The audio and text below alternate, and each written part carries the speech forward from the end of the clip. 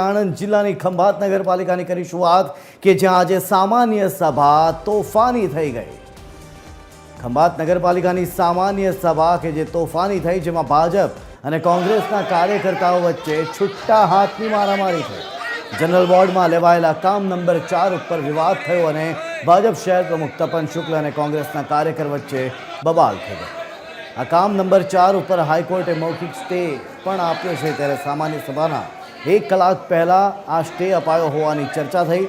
ખંભાત નગરપાલિકા છેલ્લા કેટલાય સમયથી વિવાદોના વાદળો વચ્ચે ઘેરાઈ છે, ત્યારે ખંભાત નગરપાલિકાના 8 કાઉન્સિલરોનો રાજીનામાનો મામલો પણ હાલ હાઈકોર્ટમાં ચાલી રહ્યો છે। ત્યારે હાઈકોર્ટમાં ચાલતા આ મામલા ઉપર સ્ટે આપવામાં આવતા ભાજપ અને કોંગ્રેસના કાઉન્સિલર વચ્ચે આજે છૂટા હાથની મારામારી થઈ હતી અને સામાન્ય સભાની ગરિમાને લજવાઈ હતી।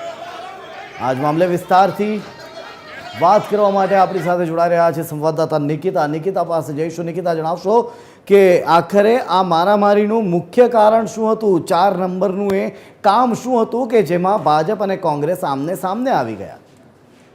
જી, જો ખાસ કરીને વાત કરવામાં આવે તો ખંભાત નગરપાલિકાની સામાન્ય સભામાં હોબાળો થયો હતો, જેમાં ભાજપ અને કોંગ્રેસના કાર્યકર્તા વચ્ચે એક છૂટા હાથની મારામારી થઈ હતી। જનરલ બોર્ડના લેવાયેલા કામ 4 ઉપર થયો હતો વિવાદ। કામ નંબર 4 ને નગરપાલિકાના પ્રમુખનો ઠરાવ અંગેના હતા। આ કામ 4 નંબર ઉપર હાઈકોર્ટે મૌખિક સ્ટે સામાન્ય સભાના 1 કલાક પહેલા આપ્યો હોવાની ચર્ચા થઈ રહી છે। ખંભાત નગરપાલિકાએ છેલ્લા